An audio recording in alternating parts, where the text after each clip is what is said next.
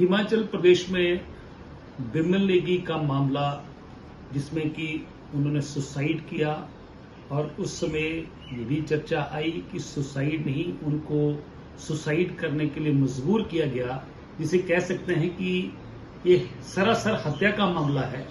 और उस समय जो है प्रदेश सरकार ने भी जो है इस मामले को लेकर परिवार को इंश्योर किया कि इसकी हम जो है जांच जो है इसको निष्पक्ष जांच करवाएंगे।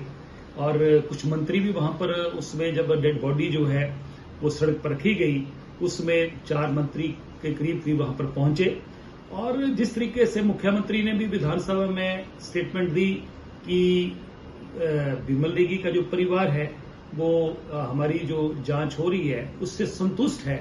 और जबकि ये जो हाई कोर्ट में मामला दायर किया गया है उसमें बिमल नेगी परिवार ने स्पष्ट तौर पर कहा है कि मुख्यमंत्री की जो स्टेटमेंट है जो विधानसभा में दी गई वो सरासर गलत है और उनसे ऐसी कोई बात नहीं हुई। ना ही उन्होंने कहा कि हम लोग इस बात को लेकर सेटिस्फाई हैं। और ये सारी चीजें सामने आई।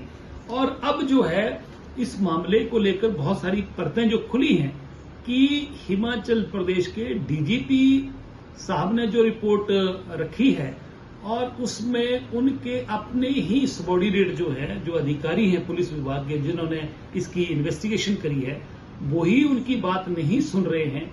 और रिपोर्ट में ये भी सामने आया है कि इन्होंने जो है वो तथ्यों को जो है नष्ट करने की कोशिश की है, नष्ट हुए हैं। हम तो पहले ही कह रहे थे, पब्लिक हिमाचल प्रदेश की पहले ही कह रहे थे इस मामले को सीबीआई को दिया जाना चाहिए, क्योंकि हिमाचल प्रदेश की इन्वेस्टिगेटिंग एजेंसियां जो है वो अपनी ही सरकार के खिलाफ कैसे जो है इस मामले को जांच करेगी। और सरकार का लगता है कि पूरा दबाव है।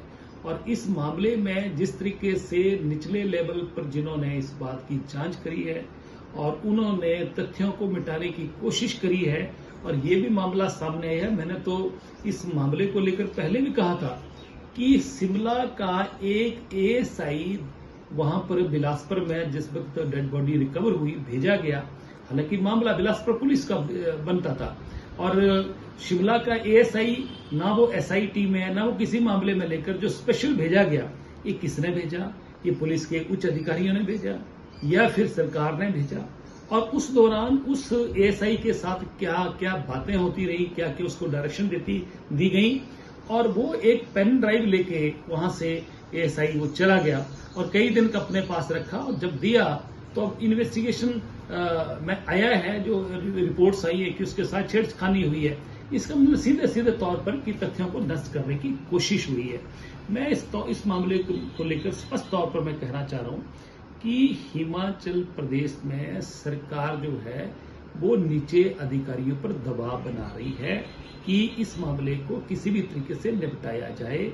और इस मामले में तथ्यों को जो है रिपोर्ट्स में आ गया है। और दूसरा, ये जो बिमल नेगी का मामला हुआ था, इसमें जो अधिकारी थे जो कि बिमल नेगी के ऊपर दबाव बना रहे थे, उनसे गलत साइन करवाए जा रहे थे, उन पर भी किसी सरकार के किसी व्यक्ति का तो दबाव था।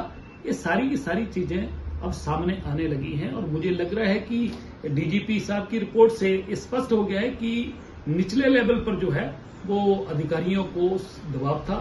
और मुझे लगता है कि ये मामला उसी दिशा में बढ़ रहा है जैसे ये गुड़िया कांड हुआ था और कुछ पुलिस के अधिकारियों ने जो काम किए थे और जो प्रूफ थे उनको नष्ट किया गया था, उनको मिटाने की कोशिश हुई थी। आज उनका हसर क्या है? तो मुझे लगता है कि इस मामले में को लेकर भी बहुत सारे अधिकारियों की जो कि इस मामले में संलिप्त हैं, जिन्होंने इस तथ्यों को नष्ट करने की कोशिश करी है, ये उनका हसर भी वैसे ही होने वाला है।